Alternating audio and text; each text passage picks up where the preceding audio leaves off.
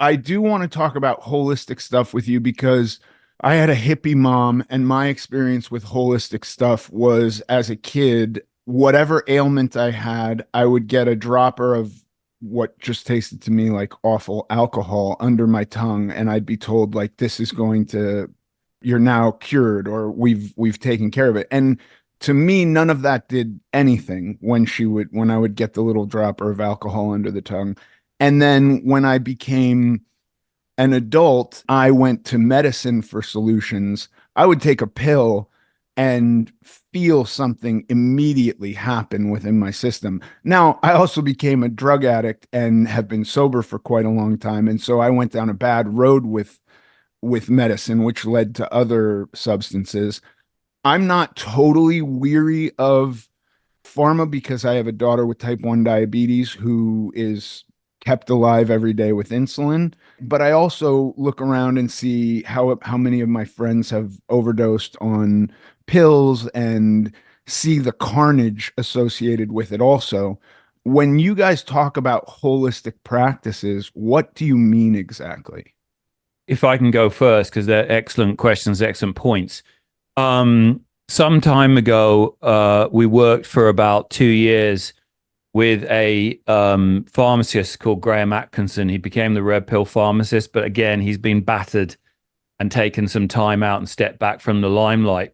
What Graham, as a pharmacist at UK government level advisory, so a very competent, agreed with me, and he was going to write a book, and we didn't get around to completing it. And it was going to be called The Baby in the Bathwater. Of course, modern medicine and some pharmaceutical drugs, there are some great stuff that has been very helpful and in the right hands can be very useful. And that would be the baby. But it's a small and beautiful baby.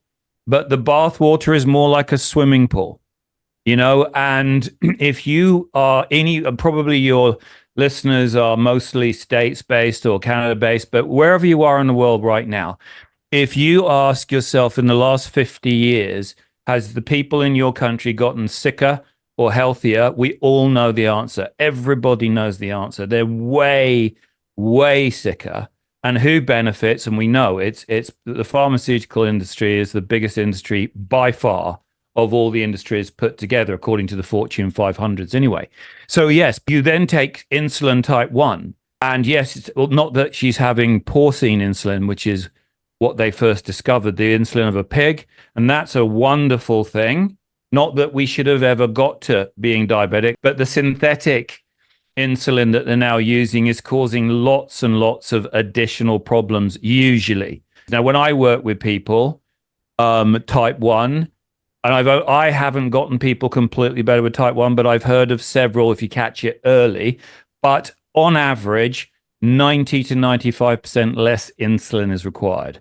And so even though they're using synthetic insulin, most of the complications that they had go away. And so they're very happy bunnies. I think true holistic medicine is, first of all, what are you designed to eat? We seem to be the only animal on the planet that doesn't know what the fuck to eat. you know, right? Well, I And want to say also to your point, I believe Hippocrates said treat the disease or the individual and not the symptom, which I think correct. medicine has largely moved into just treating symptoms. Absolutely. Hence, it's allopathic medicine. It appears to be very good medicine because, like you take a drug and a symptom changes and you think that's good medicine. But when I take case histories and you're already revealing some of yours, if you say to someone, this is medicine, most people think that's something positive, right? But we've got to say, is it toxic?